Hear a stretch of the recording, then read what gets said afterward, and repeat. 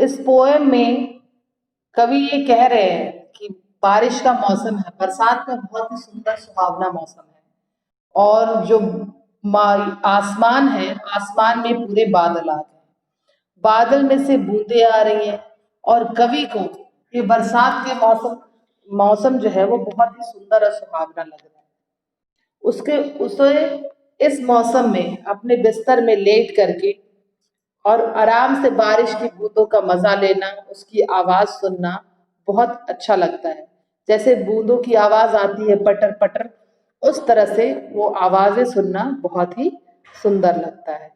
यानी जो कवि है उसको नेचर बहुत पसंद है, जो नेचर की सुंदरता है वो बहुत ज्यादा पसंद है। Stanza 2. Every tinkle on the shingles has an echo in the heart, and a thousand dreamy fancies into busy being start, and a thousand recollections weave their air threads into woo as I listen to the patter of the rain upon the roof. छत पर लगी स्लेटों पर पड़ने वाली प्रत्येक बूंद की मधुर सी आहट की गूंज मेरे हृदय में उठती है। जब मैं छत पर वर्षा की बूंदों की पटर पटर की आवाज सुनता हूँ तो मेरे मन में हजारों कल्पनाएं उमड़ उठती हैं और हजारों स्मृतियां अपने ताना बाना से बोलने लगती हैं।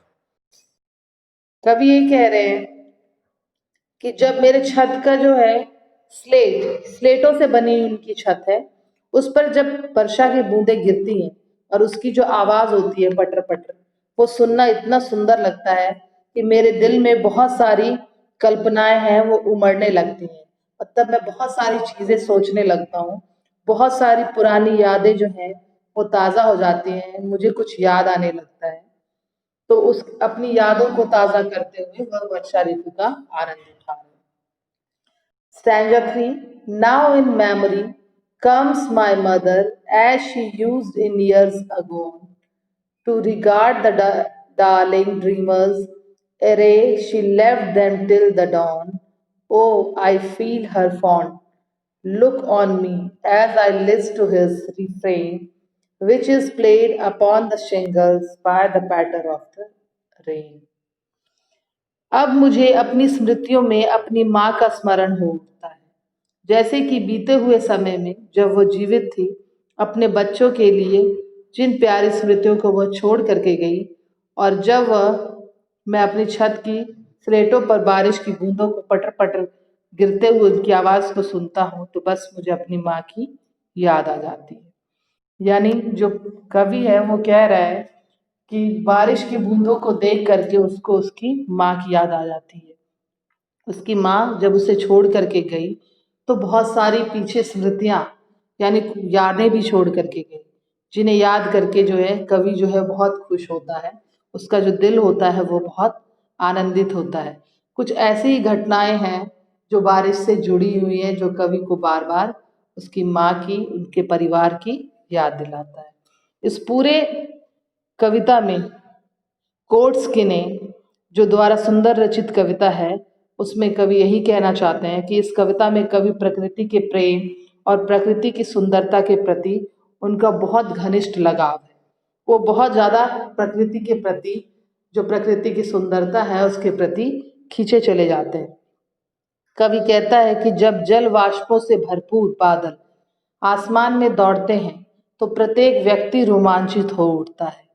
उदासी वर्षा रूपी आंसुओं के रूप में रोने लगती है। यानी आप लोगों ने पढ़ा होगा साइंस में जो कंडेंसेशन और इवापोरेशन का है, तो वही कहते हैं जल वाष्प। यानी जब इवापोरेशन हो करके जो बूंदें जो होती है इवापोरेशन के रूप में जब भाप के रूप में ऊपर उठती हैं और वो बादल बन जाती हैं, तो उसका जो मन है वो बहुत खुशी से, रोमांच से भर उठता है और ऐसा लगता है जैसे बादल के आंसू गिर रहे हों। बारिश जब होती है तो कवि को ऐसा लगता है कि जैसे बादल आंसुओं के रूप में रो रहा हो।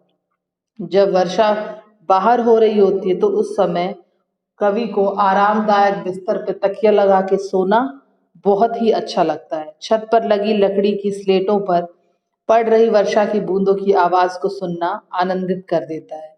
उसकी गूंज कवि के हृदय में गूंजने लगती है। कई स्मृतियां और यादें कवि के मन में उठती हैं। यानी कवि को बहुत अच्छा लगता है जब बारिश का मौसम हो तो आराम से आलस भाव से वो अपने बिस्तर पर लेटा रहे, तकिया लगा करके, और बारिश की इन बूंदों को सुनता रहे। और उन बूंदों को सुनना उसे बहुत आनंदित करता है, क्योंकि इन बूंदों के पीछे उसकी कई यादें जुड़ी हैं। वो यादें बिल्कुल ताज़ा हो जाती हैं। उसे अपने घर के, परिवार की और माँ की स्मृति भी आती है। इस पर वह बहुत प्रसन्न हो जाता है। वह एक बार फिर वर्षा की पटर पटर की आवाज़ सुनता है और बहुत ही प्रसन्न हो जाता है।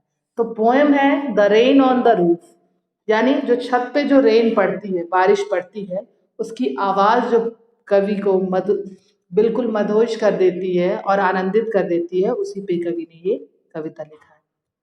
I hope all of you have understood this poem.